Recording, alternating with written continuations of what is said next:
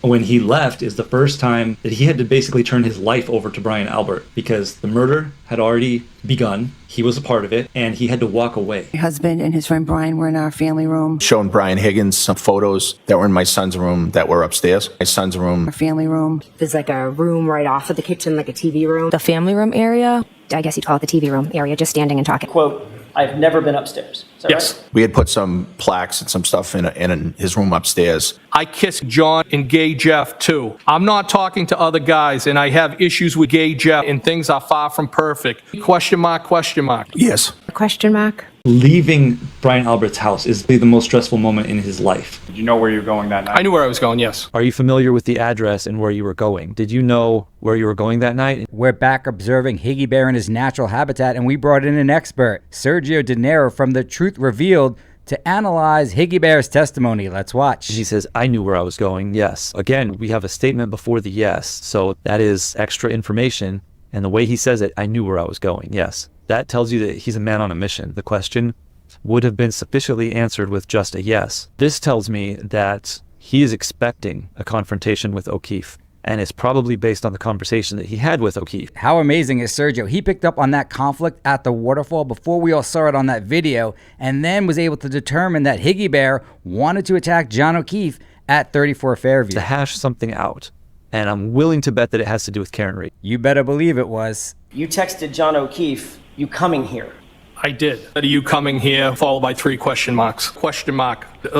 Question mark. Question mark. And that had 3 question marks behind it, Question mark? correct? Yes. Did you text Karen about coming over to 34 Fairview? No. So at 12:20 a.m., you were more interested in getting John to come to 34 Fairview than you were to getting Karen to come to 34 Fairview. No, that's not how I would describe that. But you didn't text Karen, correct? No, I didn't. But you didn't text Karen, correct? No, I didn't. That's truthful. Look at that. He does know how to say stuff truthfully. But you did text John. Yes. But you did text John, yes. There were some people in the kitchen area, yes. But at some point, you had moved out of that kitchen area with Brian Albert, correct? Well, I briefly went and looked at some photos. It's important to remember the timeline. Higgy Bear attacked John as soon as he got there, and then he has to go get Brian Albert to show him what he did. So there's going to be a point in time where both Brian Albert and Higgy Bear were not a part of the party, and that was revealed from several witnesses in their testimony at the first trial. So you moved out of that area with Brian Albert alone to go to a different room. Yes, and I think his wife Nicole might have popped in the room for a second, but it was brief. Yes, I think so. His wife, Nicole, might have popped into the room for a second, but it was brief. Get him, Sergio. Literally, again, verbatim, what he testified to before. So this is rehearsed. We know that because he even repeats his wife. The verbatim repetition here it's too precise. Did you have anything to drink while you were at 34 Fairview? Well, when I got there, they didn't have any whiskey. I believe they might have put a beer. And from our observations of Higgy Bear in his natural habitat, we know he only consumes Jameson and ginger. Or something else in front of me, and I knew it was going to be a short night there because I just wasn't going to. I'm not a beer drinker. Well, when I got there, again, with the rehearsed statements, they didn't have any whiskey. Jameson and ginger. I believe they might have put a beer or something else in front of me, so this isn't coming from memory. They put a beer or something else in front of me, and I knew it was going to be a short night there because I just wasn't going to. I'm not a beer drinker. He says, I knew it was going to be a short night there. And then he should have said, because I'm not a beer drinker, which is exactly what he said before. But he says, because I just wasn't going to, I'm not a beer drinker. Anyways, this is rehearsed and it's a lie. So this is all fabricated. It's a rehearsed lie. We have the explanatory plus negative. And interestingly, it seems like he forgot the question. Because the question is, did you have anything to drink while you were at 34 Fairview? Jameson and ginger. And he uses that same fabricated lie that he created for why did you leave early. He just uses it again here. You've indicated in prior testimony that you've never been upstairs in Brian's house, correct? When you say upstairs, you're talking like second floor? Correct. Yes. No. You said specifically, quote, I've never been upstairs. Is that yes. Right? All right. At one point, I may have shown Brian Higgins some photos that were in my son's room that were upstairs. You have to love the inflated confidence of these dopes in Canton, but once you bring in an expert like Sergio De Niro, he can pick them apart, and obviously we know there's a rehearsed statement that most of them are saying, but a lot of them can't stick to the goddamn script. Quote, I've never been upstairs. that Yes. right? And what kind of photos are we talking? One of my son, Jack, who's one of the twins, was in the Marines, or is in the Marines. The son who had recently been in the Marine Corps, gone into, I should say. Wow, both Brians fumbled over the exact same point. We had put some plaques and some stuff in his room upstairs. Plaques, his room upstairs. Higgins is not very good at rehearsed statements. Quote, I've never been upstairs. Is that Yes. right? All right. Brian Higgins was prior military, as am I. And I thought he would want to see the photos, so I had him look at them. You indicated that the photos that you saw were on the first floor living room area. Is that right? I believe that's where they were. God damn it, Higgy Bear. Upstairs, Jack's room, pictures of him in his Marine uniform. Yes. You indicated that the photos that you saw were on the first floor of the living room area. Is that right? I believe that's where they were, yes. All right, now we have a reduction in commitment here because he doesn't want to get tied down to something that's not correct. So he started out very direct here, and now he puts in a qualifier. So I believe that's where they were, yes. It's a huge red flag for anybody who's asking the question, because they either he either went upstairs or he didn't. So you might not remember exactly where in the room the pictures were located, but you're definitely gonna remember if you went upstairs or not. And beyond the sort of kitchen area that you were describing before, where else did you go within the house that night? At one point, briefly, Brian Albert showed me some photographs, family. I believe primarily it might have been of his son who had recently been in the Marine Corps. Again, this is so critical because we know at one point Higgy Bear had to pull Brian out to show him what he did to John O'Keefe. Gone into, I should say. At one point, that's another missing time statement. At one point means there's a lot of points that he's not telling you. Briefly, Brian Albert showed me some photographs. Family, I believe. If he showed him photographs and he doesn't know if it was family, primarily it might have been of his son, who had recently been in the Marine Corps, gone into, I should say. This is a rehearsed statement. Higgins is not very good at rehearsed statements. He doesn't memorize them exactly, and then he tries to improvise. When he improvises, he begins to reduce commitment to that statement. So his rehearsed statements come across as both rehearsed and deceptive. Brian Albert and Brian Higgins were, there's like a room right off of the kitchen, like a TV room, and they were in there just talking. I think Nicole had like put up some new pictures, so, or maybe the son and the Marines, they might have been looking at a picture. Vaguely have a faint memory of that. I think there was another period of time where my dad might have been showing, or maybe my mom or my dad were showing Brian Higgins. God damn it, it was just me and Brian upstairs showing him pictures of Jack in his goddamn Marine uniform. Like family photos of one of my brothers who's in the Marines. So and that would have been in like the family room area, which still is like, there's an open doorway, so it's not like the door was shut or anything. Brian Albert and Brian Higgins were in the, I guess you'd call it the TV room area, just standing and talking. I know at one point my husband and his friend Brian were in our family room, so I kind of went in there and was talking to them.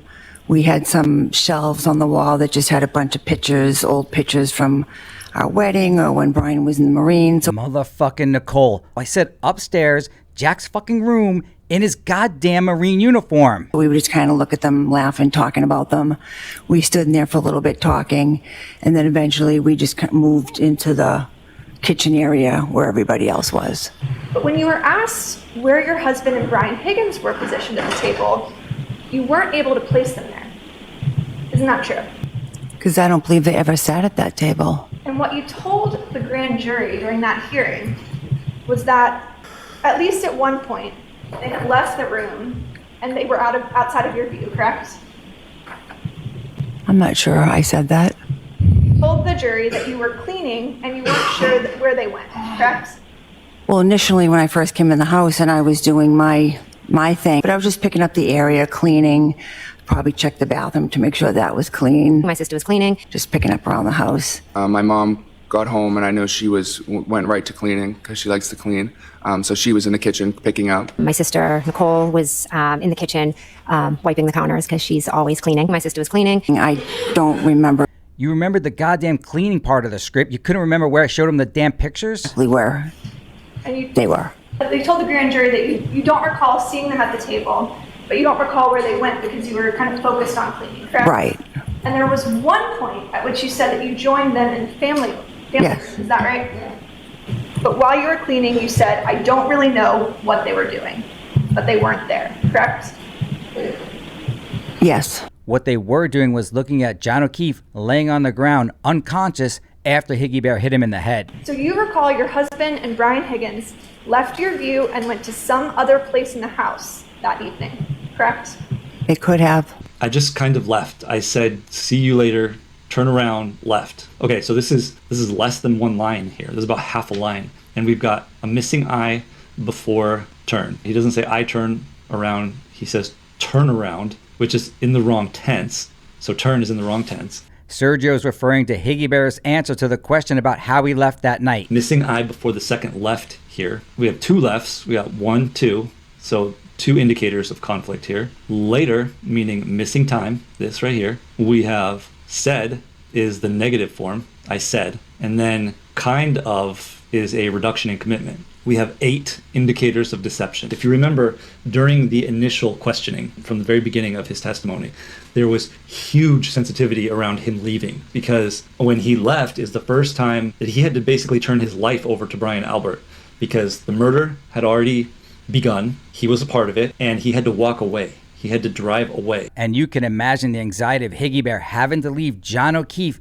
lying somewhere unconscious with Brian Albert. Home. And Brian Albert had to finish the job. At that point, Higgins didn't know if Brian Albert is going to actually finish the job. One, he might just put him in his car and drive to the hospital and be like, save this guy. He might be like, Brian Higgins just hit him in the head and I just brought him in here to try and save his life. So at this point, Higgins doesn't know what is going on. Leaving Brian Albert's house is the most stressful moment in his life. You better believe it was, and you can imagine how he felt at 7 o'clock the next morning when he showed back up at the house, and all of a sudden, Hen McCabe said, "Oh, I heard Karen say that she may have hit him."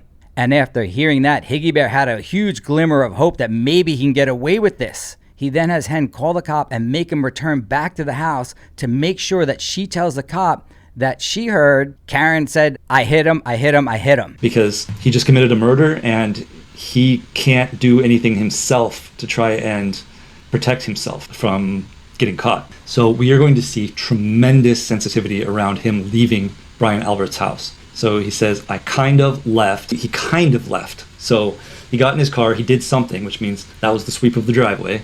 He left, which is an indicator of conflict. He left under conflict, like leaving the scene of the crime. I said is the negative way of saying that.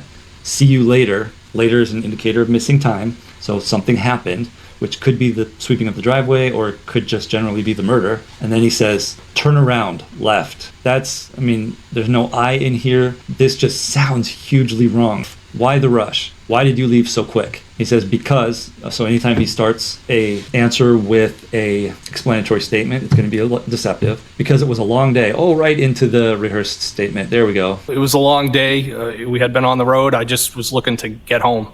It had been a long day, yes. It was a long day. Well, it was a long day. We both had the same long day. It was a long day and I just wanted to get home. Problem is, so that's a explanatory statement plus a rehearsed statement and the fact that he didn't go home.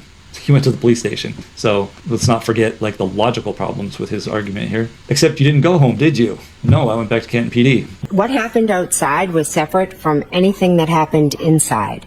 And that statement is true. It's plausible that everyone inside did not see Higgy Bear attack John O'Keefe, and only Brian Albert assisted Higgy Bear after John was laying unconscious. We will eventually determine exactly where Higgy Bear attacked John O'Keefe. It's most likely right outside the house or in the garage. But either way, like our good buddy Sergio, we are not going to stop producing these videos until the real killer, Brian Higgins, is brought to justice. My husband and his friend Brian were in our family room. Showing Brian Higgins some photos that were in my son's room that were upstairs. My son's room. Our family room. There's like a room right off of the kitchen, like a TV room. The family room area. I guess you'd call it the TV room area, just standing and talking. Quote, I've never been upstairs. Is that yes. right? We had put some plaques and some stuff in his room upstairs. We kissed. Gay Jeff, comma, right? Question mark. So then I put a question mark on her question and said, is this a trick question? I kissed John and Gay Jeff too. I'm not talking to other guys and I have issues with Gay Jeff and things are far from perfect. Question mark, question mark. Yes. Question mark?